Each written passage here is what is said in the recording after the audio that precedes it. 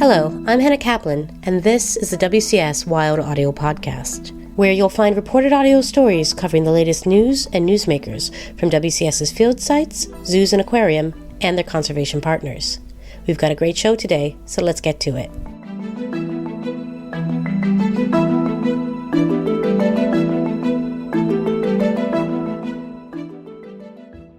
After serving as the Bronx Zoo's Curator of Herpetology for 11 years, Don Boyer is retiring this year.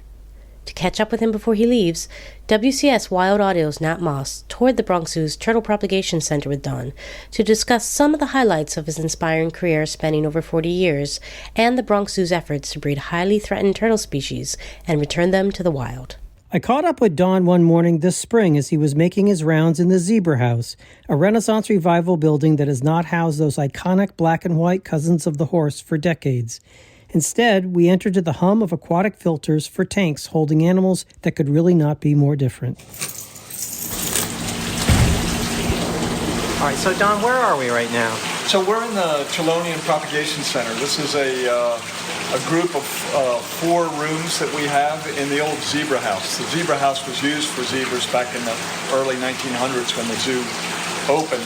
But today we're using these 4 rooms for the propagation of critically endangered turtle species. The particular room we're in is a room dedicated for Rhode Island snakenecks. These are a turtle species that are critically endangered. They're only found on one island in Indonesia. Don estimates that this turtle species became extinct in the wild back in the late 1990s when it was overcollected for the pet trade. At the same time, climate change had made the island progressively drier, and agricultural practices had disturbed the turtle's habitat. Propagation of the Rhode Island snakeneck turtle is part of the Bronx Zoo's strategy to save some of the most critically endangered turtles in the world. For the past decade, WCS has worked to protect some species through field work, breed and reintroduce other species, and develop assurance colonies at the Bronx Zoo as a hedge against extinction for still more. Don's optimistic that the Rhode Island snakeneck effort will eventually lead to rewilding the turtles in Indonesia. In the meantime, the zoo is focusing attention on other turtle species closer to home, like bog turtles that came to the Bronx after they were confiscated from poachers in western New York. Those turtles are threatened or endangered in every state they occur in. They live in this transitional kind of wetland that is becoming increasingly fragmented. They have colorful orange marks on the side of their head. They're easy to keep in an aquarium. And the international pet trade has skyrocketed. They have these small populations. If you go into a wetland that has bog turtles in it, maybe it only has 10 or 15 turtles in there. If you remove half of them or so, you could be dooming that population to extinction.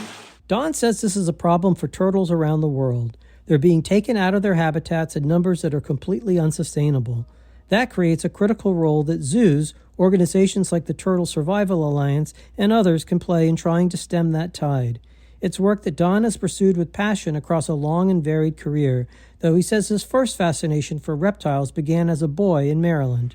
As a child, I grew up in north of Baltimore in the suburbs, and there was woods, and so I'd go out and look for salamanders and frogs and turtles, and I wasn't the best student, but I was very interested in reptiles and amphibians. My dad was a scientist at Johns Hopkins, and my mom was a lab tech, and they encouraged my interest in biology and the natural world. 4th grade, I started volunteering at the Baltimore Zoo Reptile House. And I worked there all the way through high school, and that was a lot of fun. And very early on, I was like, I want to be a reptile curator at a large zoo somewhere one day. And so I just kind of kept that as my focus. And focus he did.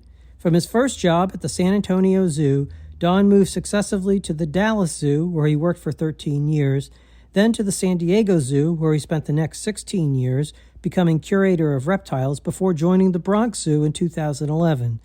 He leaves proud of the work he's accomplished, from conserving India's gharial crocodile to serving as the species survival plan coordinator for Komodo dragons in the Association of Zoos and Aquariums. I've really enjoyed working with Komodo dragons, and that was a lizard I didn't know if I would ever get to work with those. We've got to work with a group called the Komodo Survival Program. It's an Indonesian NGO.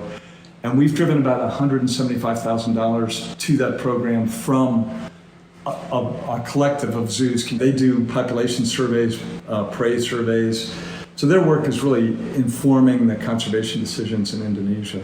While Don is worried about the impacts of development on our last wild places, he takes inspiration from the successful conservation work he's seen and been a part of. The Grand Cayman blue iguana in like 1941 or early 1940s had just like 40 individuals left. You know, it's like they were almost extinct when they realized, you know, okay, this thing is in real trouble. Just recently, I think they released their 1,000th blue iguana back into the habitat. I think there's reason to be optimistic, but we have to care. You know, it's like we're all trapped on this one planet. It's all one giant living system, and we can't just lose huge swaths of it. All right. Well, thank you, Don. It's Yeah, been great. My pleasure. And as we say goodbye and he steps into retirement, I sense there's something else we need to propagate. More conservationists like Don Boyer. For WCS Wild Audio, this is Nat Moss.